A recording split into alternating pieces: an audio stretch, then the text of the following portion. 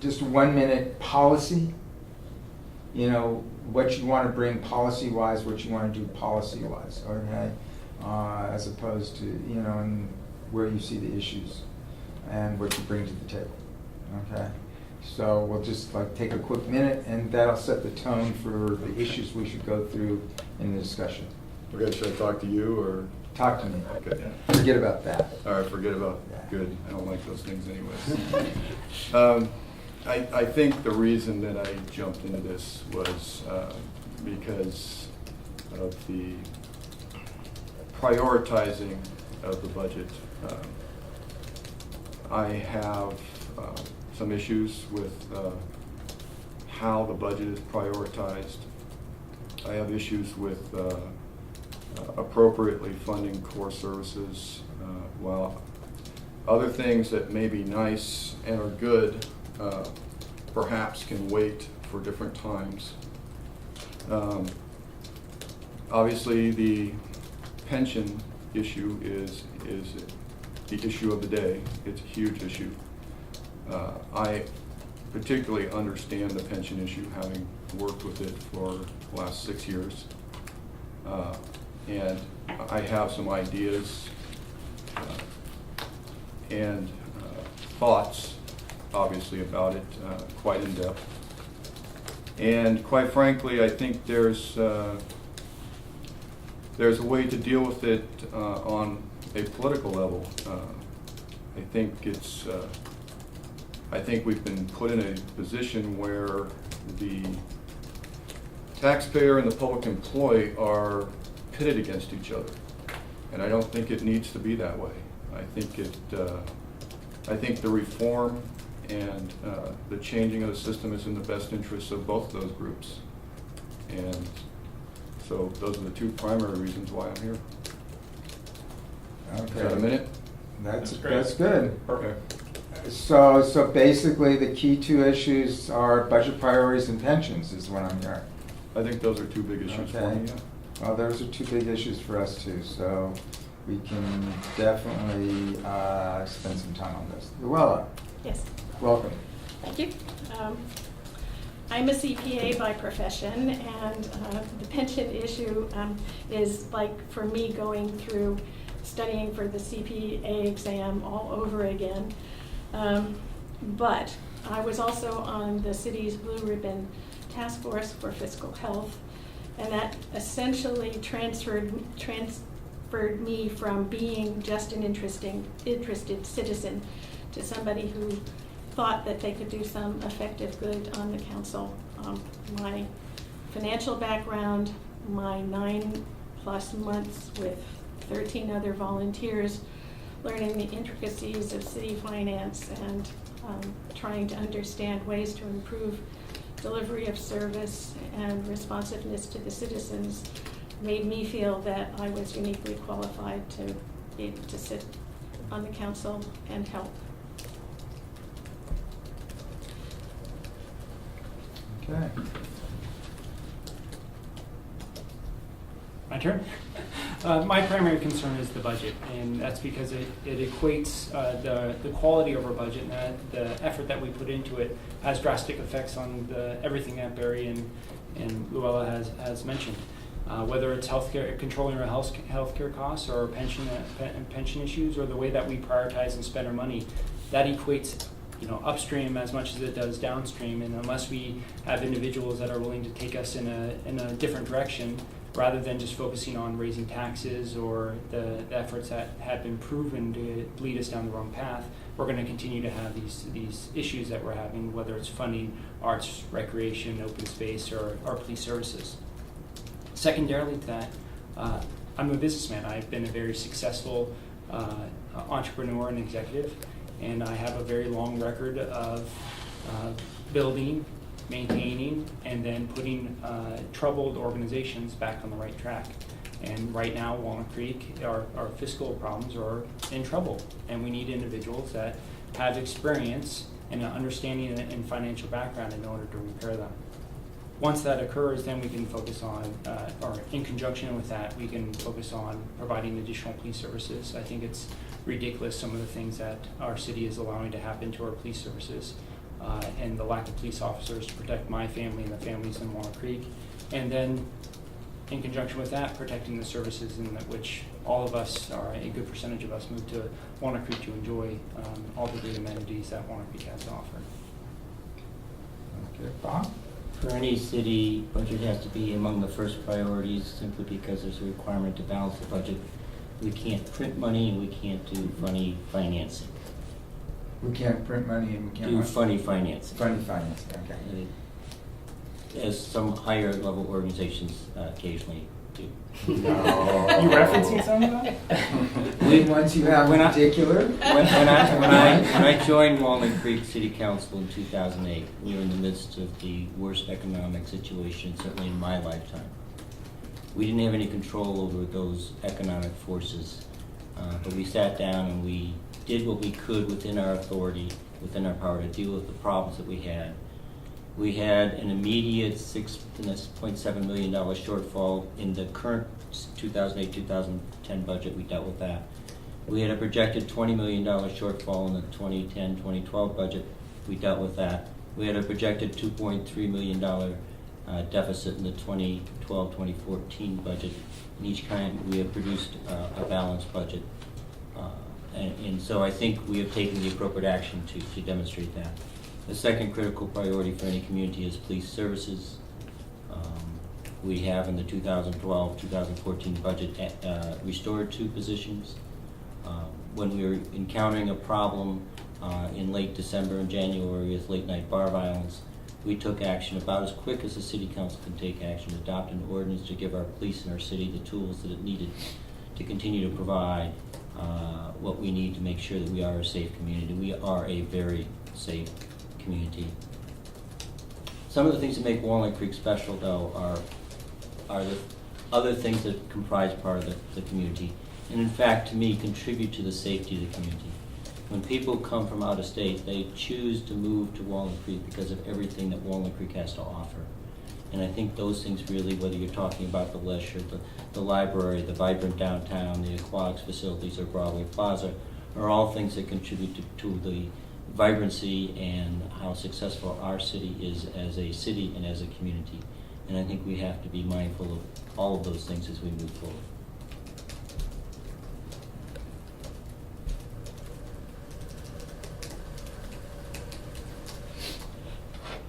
Okay, so I think we can dispose of this whole thing in about 3 questions. They may take the whole hour, but about 3 questions. And let's start with you, Bob, and touch on what you started to say there.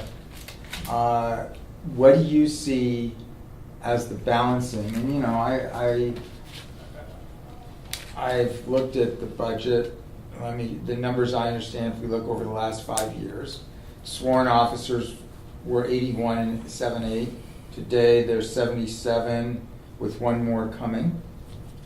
So it's 78. The budget has gone, the entire budget has gone from 65 million in 7-8 to 68 million today. The police budget has gone from 20.5 million in 7-8 to 22.8 million today. So help me understand, each of you, what you would do differently than how you would allocate money differently. Let's not start with you, Bob, because you're the one who was part of this. We'll come to you last, you know. But Justin, let's start with you. How would you, if at all, allocate the money differently than it's allocated today? First, I always find it funny when, well, let me approach it in a different way. I think by saying how do we allocate the funds that we have today, I think is not the appropriate way of looking at it.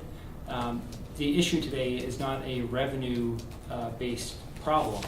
We have lots of revenue out there, and historically we have, and we continue to be a very successful from that perspective. It's all, from my perspective, the issue is all around the fees in which we are not collecting for the services in which we provide.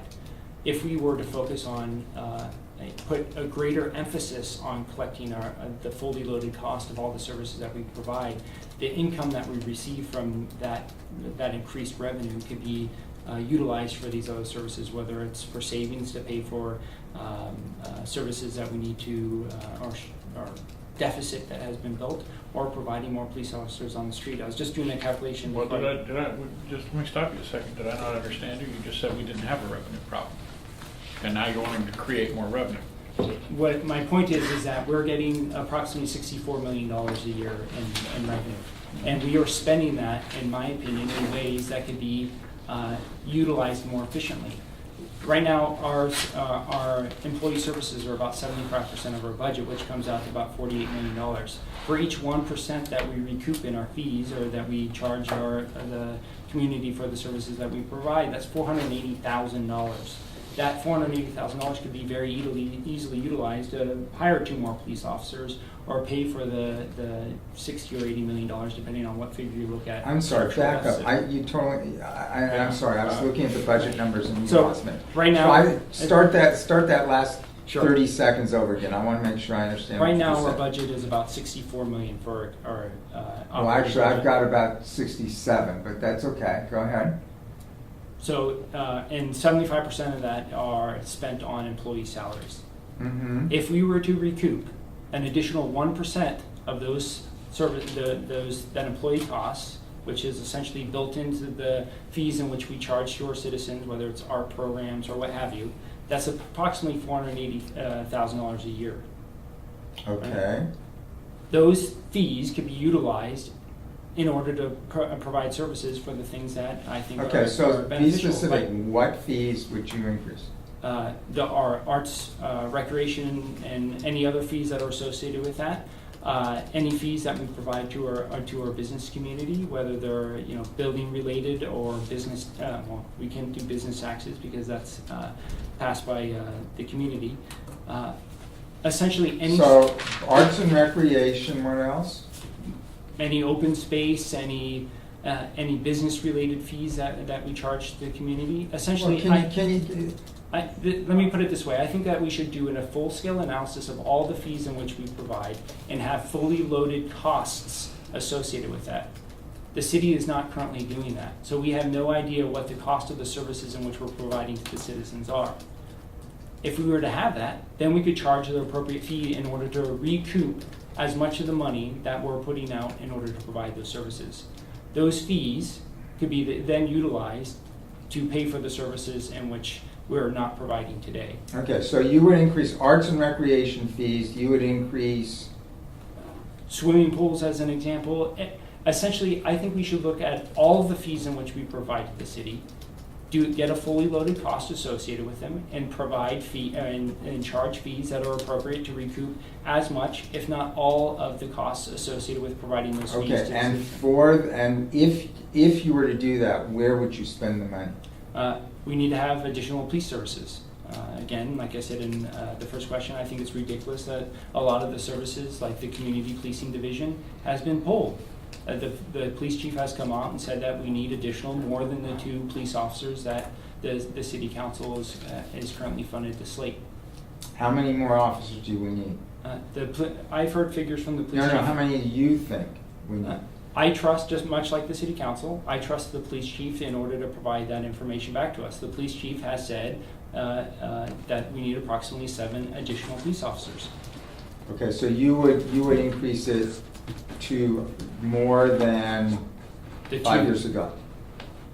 I would listen to the police chief and the police officers and analyze the situation from that perspective and make sure that they have all the tools and support necessary in order to make sure that Walnut Creek is a safe community.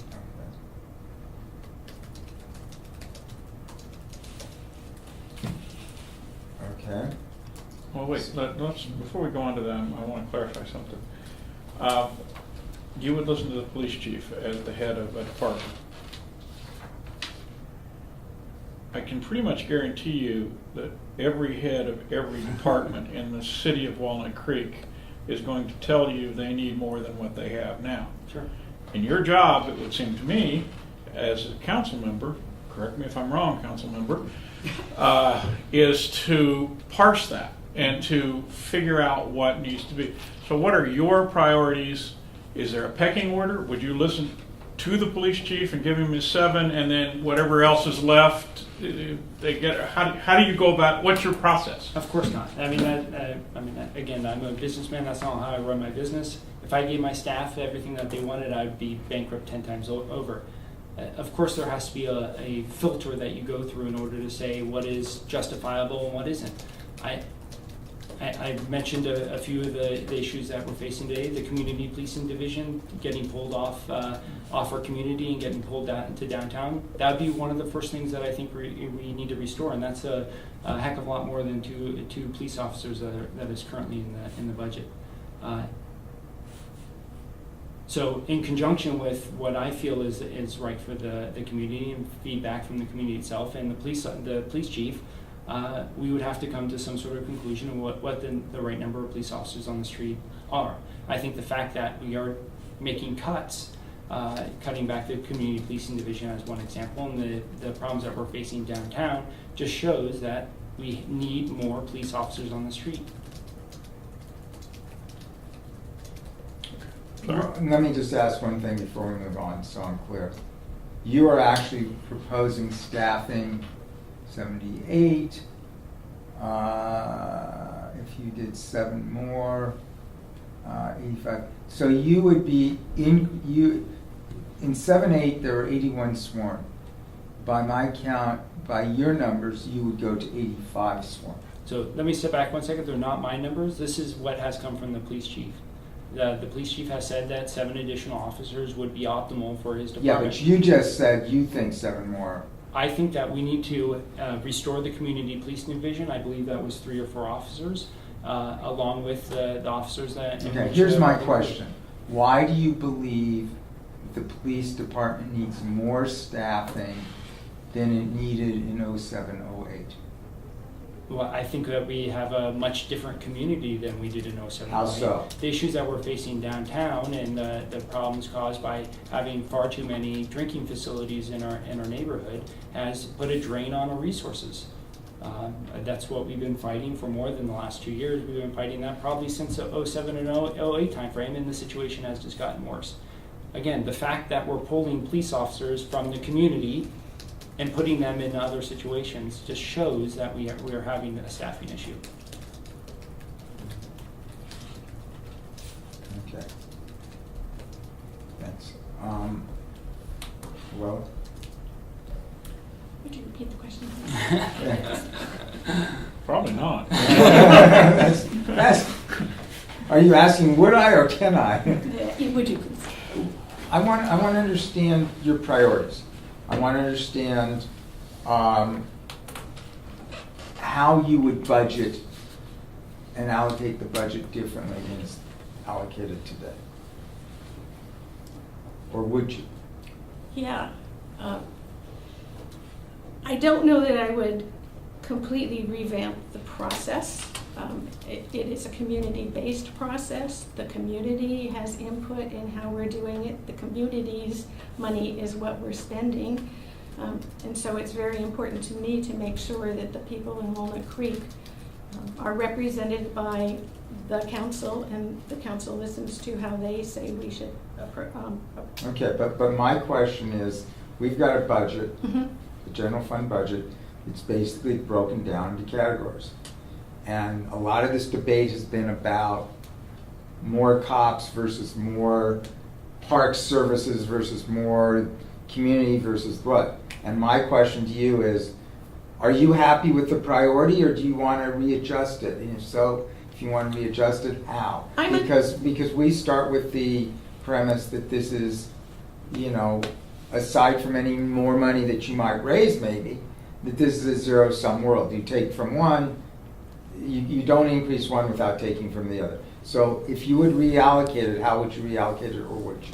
I'm uncomfortable with anybody saying that the only priority is X number of police officers. First of all, I have more faith in the people who are serving our community at that level. They are doing an excellent job. They responded to a crisis and in extraordinary fashion, together with the By they, you're talking about the the council? police officers. Oh, the police officers. Yeah, yeah. Okay. They redeployed like a good, it's a bad analogy, but it's the closest one I can think to. They redeployed like a military force. When the skirmish is over here, you move from the least active to the more active, and then as that becomes resolved, then you redeploy back. Clearly, it would be lovely if we could afford all the police officers and all the workers that all the department heads want, but we can't. And so we have to look at the big picture and say, if we do this adjustment at this level, what impact does it have in the other side? On the Blue Ribbon Task Force, Justin talked about raising fees. On the Blue Ribbon Task Force, we found out that the city had already engaged a consultant to help the city do a full fee recovery. And since the Blue Ribbon Task Force, I believe that they have upped the costs of the fees for whatever that we could. As a matter of fact, the city was thinking a little aggressively on another fee that they were proposing that I don't know was completely appropriate and within the rules of the game. And that was? The Community Development Fund. Community Facility District. Yes. Mhm. So that needed to be looked at. It was proposed, it needed to be analyzed, and just because it was proposed didn't mean it passed muster. So one of the charges of the Blue Ribbon Task Force was to ask the city to completely reevaluate every time they can raise fees.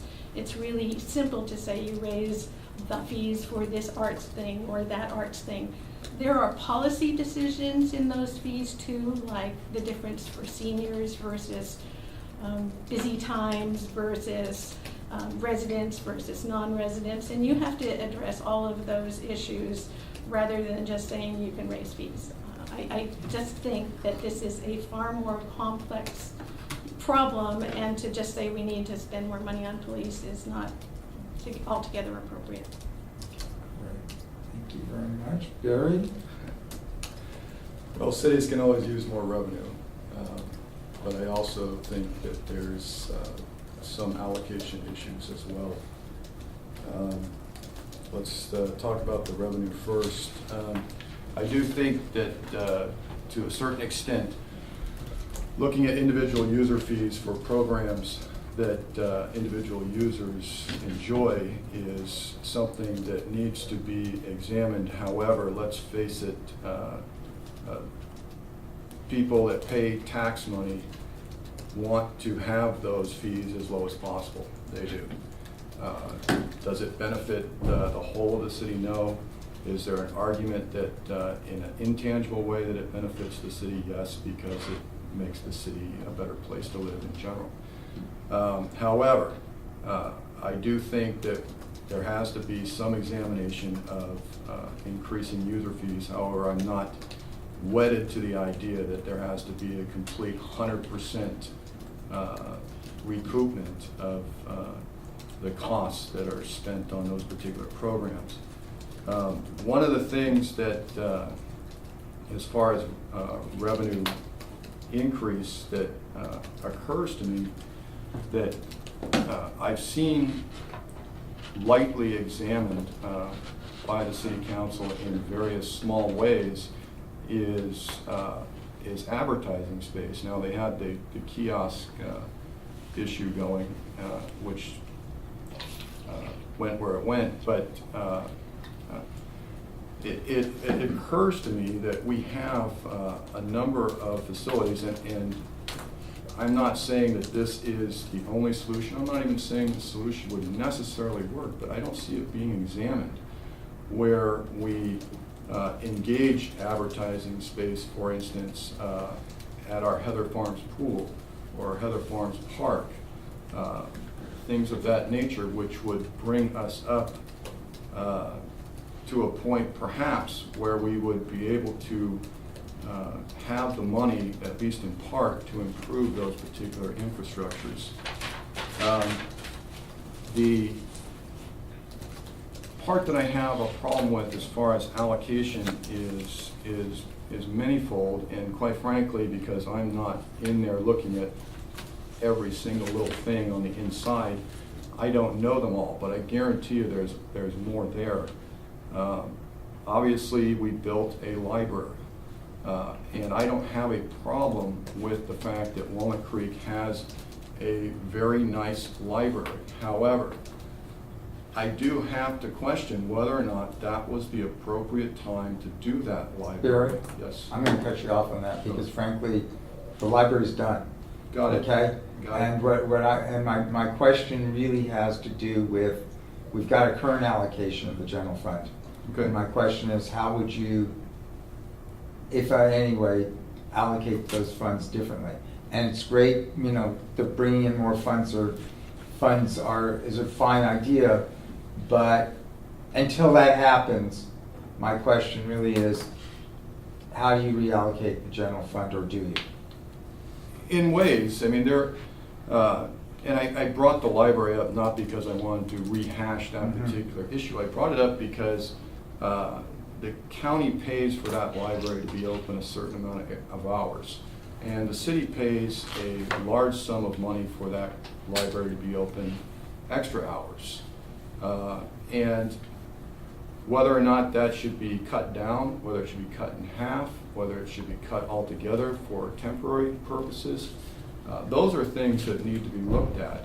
How would you square that with the fact that the voters actually approved a parcel tax to do just that? And I understand, but the voters did not have we're not looking at this in the context of, okay, now we're down police officers here. Now we're down various other core priorities that you see in the Blue Ribbon Task Force. We have infrastructure issues that we need to Do worry we want about. to stop for a second, John? But going on, I mean, there's other issues regarding unused buildings, which the Blue Ribbon Task Force did talk about, whether or not those buildings should be leased, sold. I So would. let me break this into two parts then, Okay. okay? Because I feel like there are two moving parts here and I want to isolate them, okay? From the way you started out your whole discussion by saying you wanted more money, as I understood it, more priority on police than on police. I think that is a priority for Okay. Walnut Creek. The revenue raising is great, and if everybody can figure a way, that's great. But let's assume working within the money they have now. Okay. Are you advocating reallocating the current budget priorities?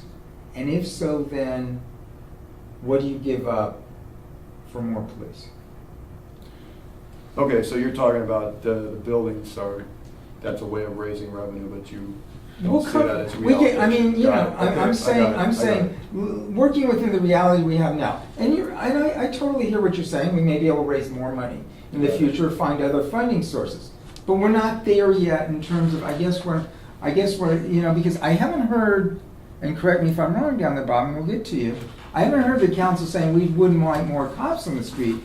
But the issue is, this is what we had to work with right now, you know, and I haven't heard them saying we're not looking for interest in more efficiencies, but maybe we can come to that in a sense. But working with what they had then, you know, working with what's here now, would you have reallocated those revenues differently? I think there are some things that could have been done differently. Now, if you're talking about the past, then we're getting into the past is the past type stuff. I'm talking about, let's look at where the money is allocated right now. Okay. Okay, freeze in time for a second, because we got to reduce the moving parts. Yeah. Okay. Okay, for our discussion. Okay, well, let's look at just one particular issue. The city council had a breakdown with the employees, and they now employ paid labor negotiators. Right? I mean, you've had various things brought on that are new increases in, obviously, our allocations of money that maybe necessarily don't have to be there, like a paid labor negotiator. You only have 340 employees, and they're using a paid firm to negotiate with employees because they've had a breakdown in communications. I don't think personally that I would have that problem. I think I understand. So you would not have hired a paid labor negotiator? I would not have, and I think Okay. I think I understand the issues from both sides, and quite frankly, I think I have the ability to represent the city's interests and correctly frame the issues for the employees so that they understand the city's interests. Because quite frankly, I think the city has, handled the situation poorly at times, which has resulted in, and I'm talking about marketing the issue. I'm not talking necessarily about doing what they have to do with pay freezes and things like that. I'm talking about marketing the issue and correctly including them and correctly helping them understand the issues themselves.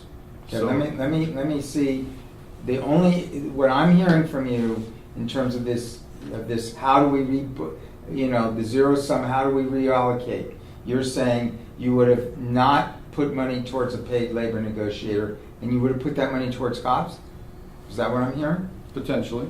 Okay, and instead, in lieu of the paid labor negotiator, as a council member, you would have done it yourself? Yes, I would have liked to have been involved, yes. But I know it gets back to past history, but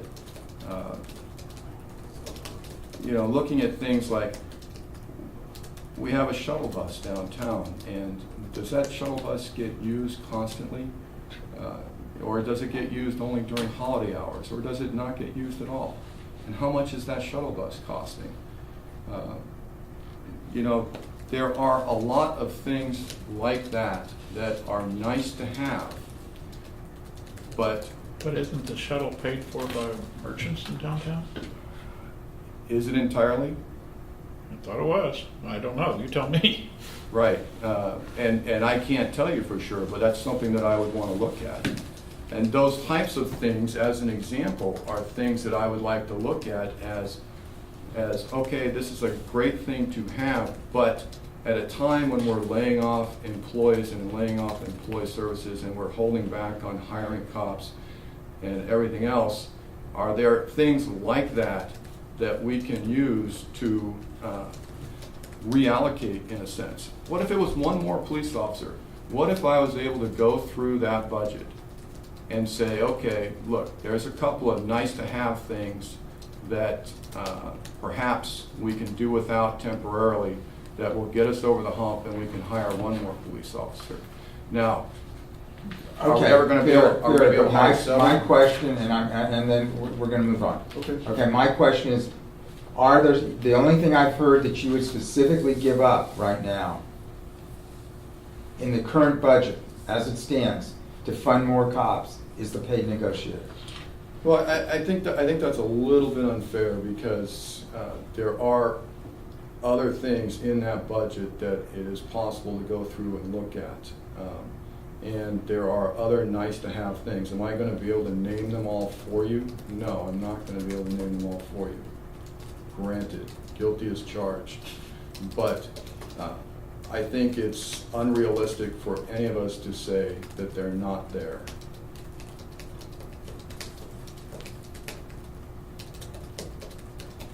Bob? Well, obviously, I'm the only one here that voted to approve this particular budget, so You're the one who voted on this particular budget. That's One way or right. the other. And I did vote to approve it. And Dan, partly in response to sort of a comment you made at the beginning, you know, the city manager is really the one who makes the decisions between the relative departments and then is supposed to present to the council a balanced budget. And then we listen to the community and we talk amongst ourselves and we either agree or disagree. In large measure, we agree because if the city manager is doing a good job, he or she knows what kind of budget to present and to present a balanced one. This budget was built using a priority-based budgeting system, which is really a community-driven system that allows you to identify your priorities and then to build your budget around those priorities. We did a couple things this year. While no one likes to go through a recession of the size and scope that we went through, one of the things it does is it does cause you to relook at things, because you have to. And one of the things we looked at was, to be blunt, was our fees. And we moved towards a goal of seeking closer to full recovery of fees, using sort of as a concept a table that talks about does the service benefit one person or does it benefit the community? And if it benefits just one person, that's more of a fee supported. If it benefits more the community, and police services are the easiest one, or road paving is another one, that's more of a tax supported or tax subsidized type of situation. So, and then even within that, when you start talking about, okay, swim lessons. Swim lessons given to 3 to 5 year olds is something that I would argue is a community benefit because you want your kids to know how to swim in California. You don't want them drowning. Lap time for master swimmers may be a different category. Maybe you do want to move to more of a full recovery of fee there. And we did, my recollection, and I didn't look at this again, was that we increased the fees in this year's budget by close to $1 million. That's one of the ways that we managed to accomplish that. And we've been getting a lot of resistance, as you might suspect, to the increase in fees and people objecting to it, but we go through the process of explaining what we did. We did it through a public hearing process. The city also presented to the council this community facilities district, which is a concept that is designed that assumes, first of all, that there is a significant and identifiable impact of multifamily housing that is different and discrete from other types of developments, and that you can identify costs associated with that, principally in the police services area, but also in other areas as well. And then the question comes, should the residents bear those costs, or should the existing residents, or should the development bear that cost going forward? And that was really the concept underlying the community facilities district. Staff presented it to council as part of the budget process. It clearly needs some further review within the community, particularly within the development community. And we as a council, should we go in this direction? Should the facts indeed support what I was outlining? And part of what we're hearing is, well, no, those aren't quite the right facts or the right conclusions. We want to make sure, first of all, we fully engage the community before we do it. And I think we also have to do it in a sensitive way. We've got about 1,400 housing units that are proposed for the downtown in various stages of the approval process. If somebody's ready to pull their building permit, it's not the time to say, well, I'm sorry, you owe us another $2 million. It's just, you have to be fair as you approach that type of situation. Well, seems like you got pretty good leverage at this point. You have leverage. You definitely have leverage, and they know that. Bob, let me ask you though, let me flip you to the other side, the allocation side as well, Okay. because that is, as you look at this, as you look at the allocation, yes, you voted for it. Would you have allocated it differently though? No. I think given everything that we heard from the community, everything that we heard and was presented to us by the city manager, we made an appropriate allocation. One of the decisions that's in there is a little over $200,000 of general fund money to support the free ride trolley. And while local businesses, and particularly Broadway Plaza, does add additional money during the holiday season to increase hours beyond that, we were faced with this issue very directly back in the 2010-2012 budget when staff actually recommended cutting the free ride trolley. And we felt this was incredibly important to our downtown businesses, our employees who work downtown and who use the free ride trolley. It is one of the top 2 used bus routes in the county connection system, and so it's very It's important. like saying it's the best AA ball team, Come on. Well, Come on. All You're right. on the board. I know you know Okay. better. all right, but that's the best I can say on that one. It is, All right. Suburban transit is tough. It really is. It's not like downtown mass transit where you've got all that density. One of the ways that you originally proposed the question dealt with, that I interpreted, dealt more with the operating budget, and then one stage during the process you talked to the general fund. We approved a couple different budgets. We approved also a capital budget, which is really a forward-looking document where we make additional allocations. And some of our general fund does go into that capital budget as well, but we look to, Measure J money, some grants and some other money to support, some WW money to support that. We also made a decision, and this is a really conscious decision that affects the budget. We made a decision that one-time revenues will not go into operating funds, but will go into reserves, and will go into the capital budget. And to use, for example, we made a very conscious decision. Part of the process of encouraging economic development in the downtown to sell the property known as 1500 Mount Diablo. It was sold for about $2.6 million, well above the appraised cost. With our policy, we could have said, well, let's split up into 5 years and just use it to increase the operating fund. No, we treated that as something that really is supposed to be more of an investment in the future of the community, and it belongs in the capital budget rather than in the operating budget. But those are all decisions you make as you're looking at those issues. Okay, so I want to move on now. Okay. And,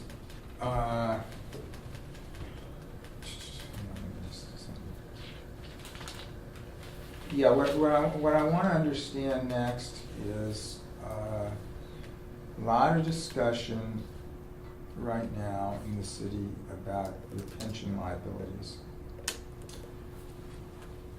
My questions to all of you are, first of all, as I understand it, almost all the groups are now going to pretty much the employer pickup is being phased out over the next couple of years. Am I correct? 6 of the 7 have agreed to pay their full employee share, and we're in negotiations in the 7th, but it is presently paying 7% of the 9%. And that is the managers and the Police police managers. Police managers. Is that being phased in, or they're currently doing it? The 6 of the 7, and thank you for that question, the 6 of the 7 employee groups, by the end of the current contract, will pay the full Right, amount. so it's a phase. Presently, the police managers are paying 7%. Okay. So my question to all of you is,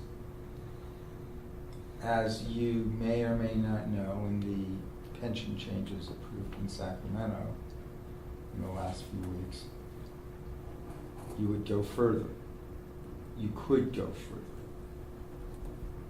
It gives cities the authority to impose effectively, in essence, on the police side, for example, going from 9% of payroll to 12% of payroll by 2018, to impose that, or you could negotiate it ahead of time.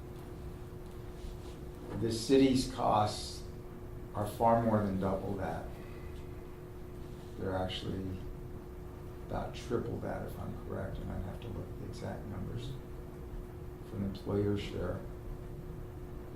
My question to you folks is, by 2018 or before, should that be a goal of the city? Because frankly, it's up to the city elected officials whether they want to go there.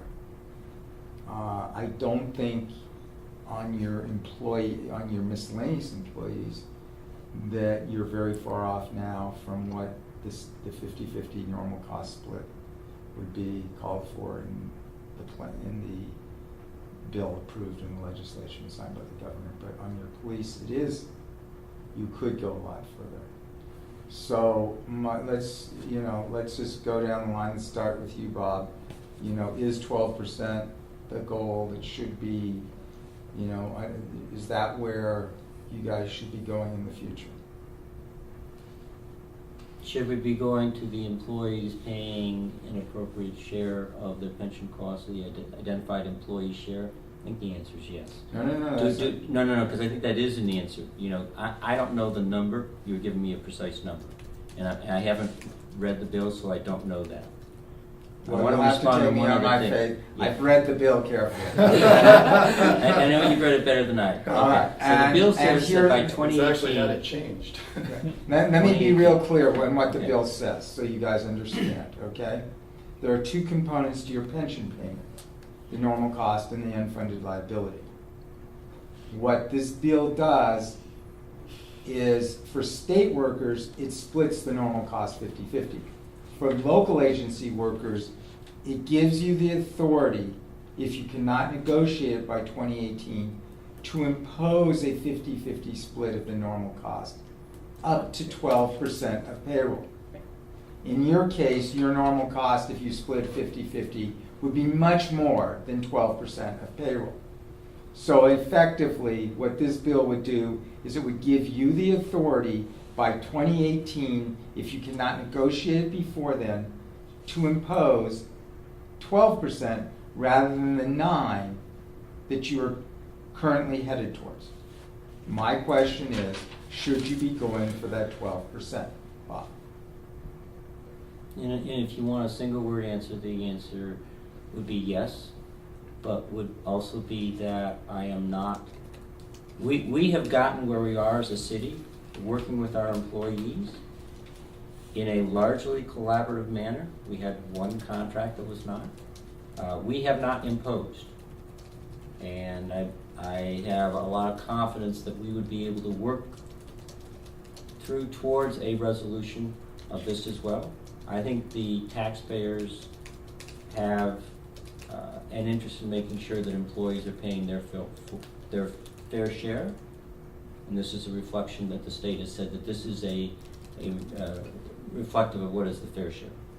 So I gave you a longer answer, but I gave you the short answer to begin with. Justin? I concur with Bob. I think that the city does have a history of negotiation in good faith, except for recently. And through negotiations with our employee units, I think that we can come to an agreement to ensure that both sides are getting a fair deal.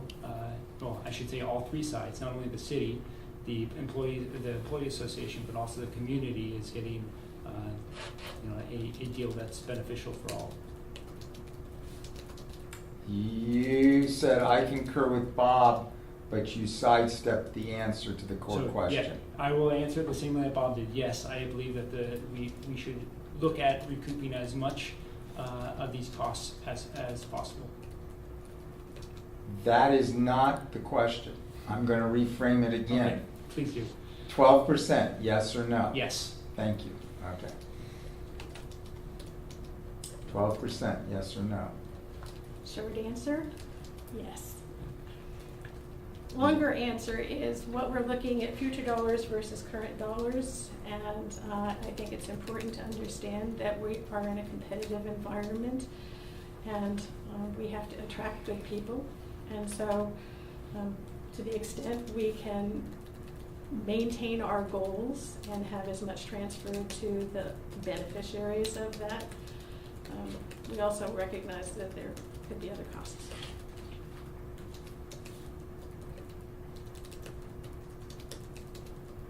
Okay, you want to tell me how that plays in on your yes answer? I mean, I'm just trying to understand whether that's a yes 12%, but not really 12% because we won't be able to remain competitive. No, totally, it's yes on the paying in 12% on the pensions. I just don't think you can just say that's the only component of any compensation Oh, no, package. okay, I see what you're saying. Yes, okay. Okay.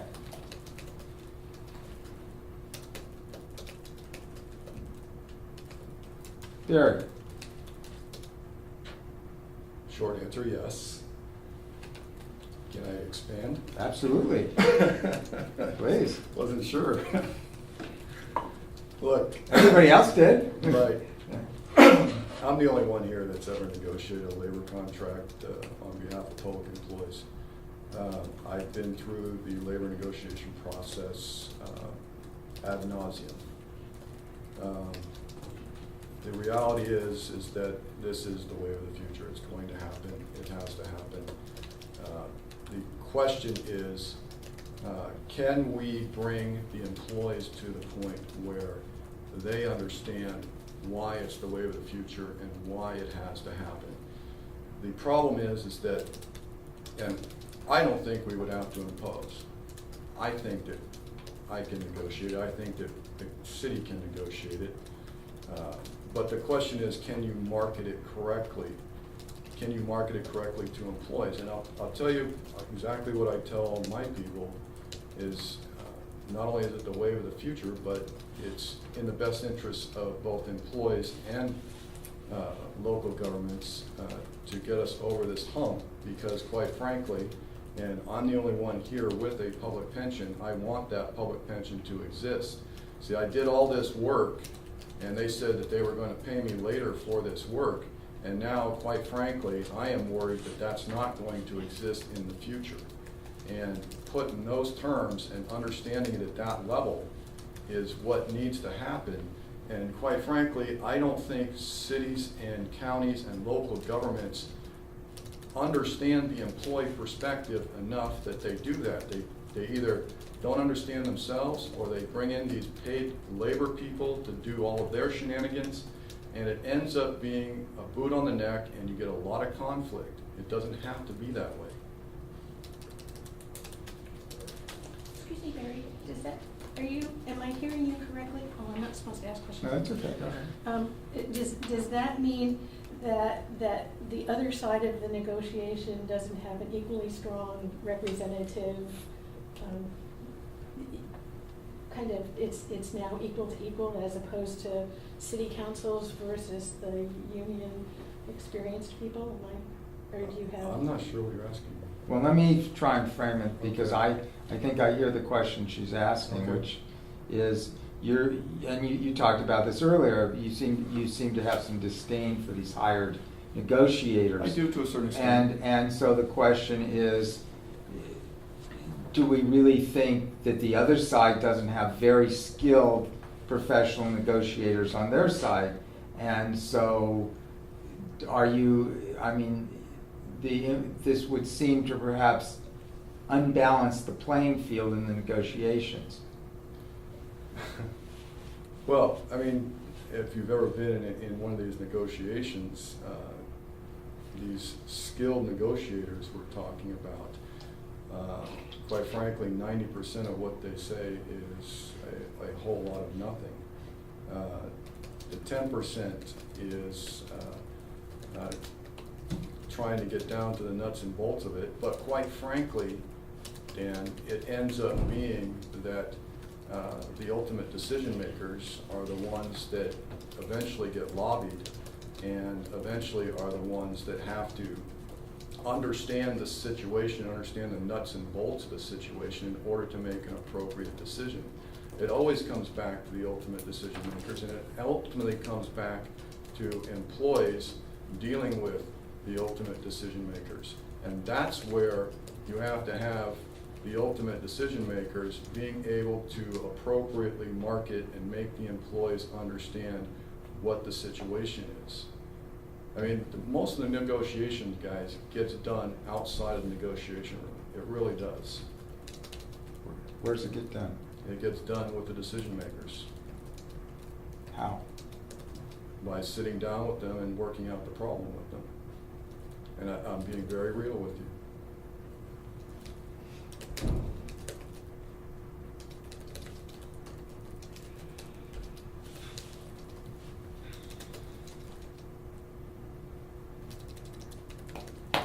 you think that's appropriate? Yes, I don't think that's inappropriate. I think the people that are ultimately making the decision should have as much knowledge and understanding of the situation as possible. It's their responsibility to understand this situation that they're ultimately going to decide on from all perspectives as much as possible.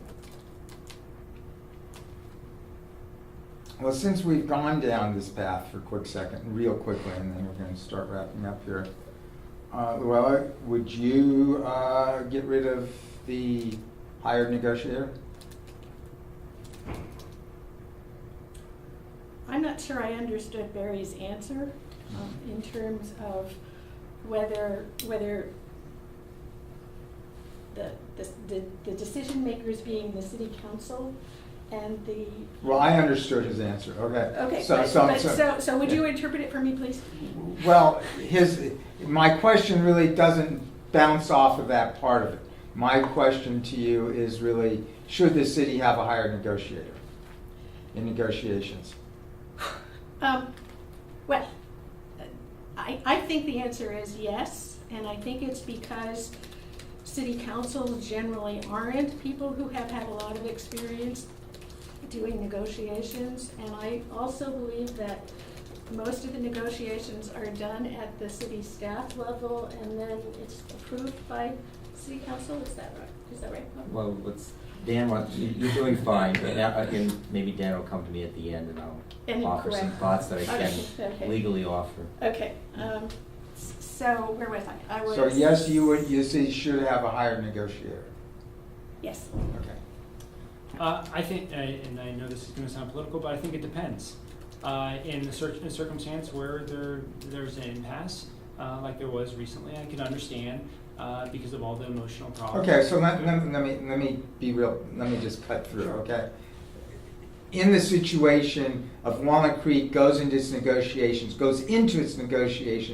with its police department, should it have a negotiator going in? No.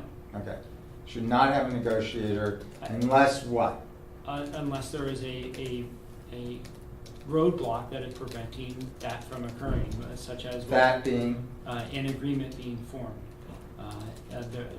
With any negotiations, whether it's personal or otherwise, you get emotion involved in it, and that's usually when things go sideways. The one thing I will say is that it's not, there are assigned individuals at the city that are negotiating. It's not like Bob is sitting at a table across the table from the Police Officers Association or the other associations in the city. So I believe the question was more about a paid outside individual coming into the city, and I don't think that is the right way to go in any normal circumstance. Bob. Well, I like the very first part of Justin's answer, which was, it depends. Last year we negotiated 5 agreements with the 5 non-public safety groups, and we did it without a paid labor negotiator. 2 years ago, which was my first year to negotiate any contract with any of the 2 police groups, we did. This year, 2 years you did. 2 years ago, when we negotiated the police management agreement 2 years ago. Without. With a labor negotiator.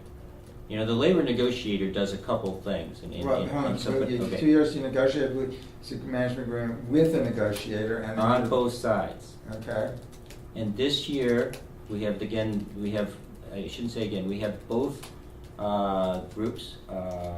Their contracts were expiring this year. We both retained, all 3 groups, will do it that way because there's the police officers and the police management association. Okay. They were each So represented 2 by. years ago, was it just police management or was it police management? If you want to go 5 years ago, the police officers wanted a 5-year agreement, the police managers just wanted a 3-year agreement. No. All I'm asking, you So said 2 years ago, was just we police negotiated a management. police management agreement with negotiators on both sides. Correct. Now you have a negotiator for police management and police officers. We've completed the agreement with police officers, and both parties talked about how collaborative and productive those discussions were. So in that particular case, the paid negotiators on both sides helped the parties reach an agreement. Okay. So And that, I think- so the recent police officers deal was also with negotiators. On both sides. Okay. And right now, your one remaining group, the police management, is with negotiators. On both sides. Okay. I'm sorry. I just wanted to get. No, thank you for doing that. Okay.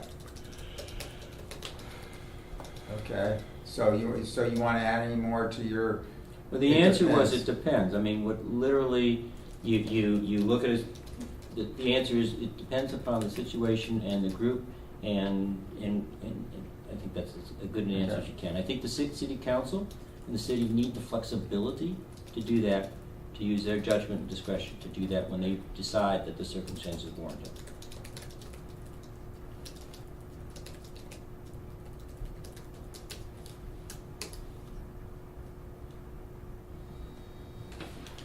Okay. What else? Anything we're missing, or can we just wrap this up, folks? Okay, Can I just interrupt? Yeah. Go for it. Yeah. that's good. Are we missing anything? Yeah. Oh, I don't want to answer that question at all. Okay, I mean, look, and let me put it this way. I know we're missing many things, but I don't think we can go through everything. So is there a key issue that we should have included in this discussion that we haven't? And real quickly, what might that be?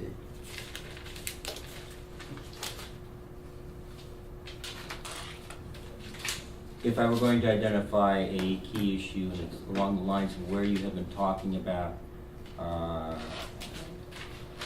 the 38 recommendations of the Blue Ribbon Task Force concluded with a recommendation that if after the city had done a lot of the 37 recommendations, that it could then consider, and in fact would need, a half-cent sales tax in order to provide the level of services. There is no question going forward when you look at the projections that we cannot maintain the current level of services with the current funding. So from my standpoint, we need the community to help us decide whether or not we reduce services or whether or not we seek to increase revenues. And that half-cent sales tax was, after looking at it for a full year, that was the recommendation of the Blue Ribbon Task Force as the best vehicle to provide the amount of funds needed to maintain the level of services. That is the biggest decision that we have going forward. And the way I answered it one time, because some people say, we don't have the power to impose, we just have the ability to propose. And do you have a feeling on whether a tax is a good idea? I believe the community is going to have to tell us, but I think there are services that we are going to lose that are part of what makes Walnut Creek the vibrant community that it is, that we will be having to cut back in some manner, shape, or form if the community does not wish to have that. Okay. Justin? I concur with Bob, but I look at it in a completely different way, and it goes back to the first question you asked about how I would allocate funds differently. And it's there. We focused a lot, or I hear the city council focusing a lot on the half-cent sales tax. And while Bob is correct, they don't have the ability to just go out there and willy-nilly say we're going to tax you. They control the purse strings now, which then equate to needing additional revenue to cover the services in the future. I think we need to focus a lot on the recommendations of the Blue Ribbon Task Force, two of which I think are of utmost importance, which are how do we recoup costs? And yes, the city council has done some things to recoup costs, but we still to this day do not do fully loaded costs as it relates to any of our services. Cindy Silva said this at one of the last meetings of the city council had on this is, hey, we need to start looking at this. They've been talking about it for 4 years. They're still not doing it. The second thing is what Barry had hit on. How are we going to, should we look at the buildings that we have and how we're going to provide services in those buildings going forward? Those in conjunction with the infrastructure are the main impetuses behind needing, or the perception of needing, additional revenue into the city. So do you think eventually a tax is a good idea? I would say only after all the Blue Ribbon Task Force recommendations are implemented should we even consider doing that.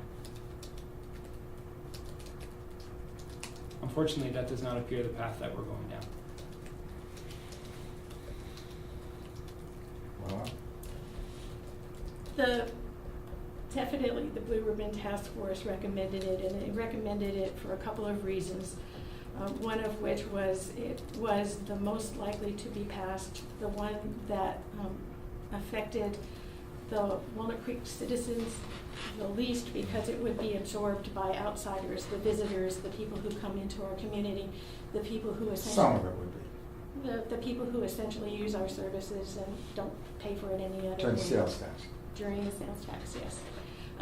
I don't know that, definitely the report said that you had to go through all the other recommendations before we proposed that. I don't think the timeline fully allows that to develop, and I think we have to be aware that we need to, taken as a whole, measure that the city has effectively made significant progress toward implementing as many of the recommendations as they have, but we need to acknowledge that for the next 5 to 10 years, there are, based on our current forecasts, potentially additional cuts to be made if we don't find additional sources. We also looked at potentially building up the sources, clearly selling any unused assets, clearly cutting costs, looking at new ways to provide services, looking for public-private partnerships. We went through the whole litany, encouraging the strength of our downtown business so that naturally there will be more. So you would generally, though, you generally think a sales tax is a good idea? I generally do. Okay. Gary? I don't have a problem necessarily theoretically with a vote On a sales tax? on sales tax. That's correct. Okay. However, I think if we're going to say generally at this point in time, I don't support it. And part of that reason is because I would like to see us, and we've talked about this already, do a better job with other avenues of allocation of revenue, as well as perhaps tightening up some of the things that we spend money on. One of the things that bothers me about this is that we go through economic downturns at various times in our history. There was a time, for instance, in 1992, when we were in a very big economic downturn, a housing market problem, everything else, and we passed a sales tax statewide, a 50-cent sales tax. And it was, at that time, guaranteed to solve all of law enforcement's problems. And it was put to the voters as a 50-cent sales tax, or I think the slogan was, criminals don't have budget cuts. Well, where are we now? Law enforcement is in the hole again, and where's all that 50-cent sales tax money? Actually, that sales tax money went away, didn't it? Yes. Did that tax expire? Right. Yeah, yeah. But I'm just saying, I mean, we've been in the hole for quite some time. So Not that half-cent sales tax solved that problem, I agree with you. Right. But we don't, right now, when you say where are we now, the answer is we don't have that sales tax anymore.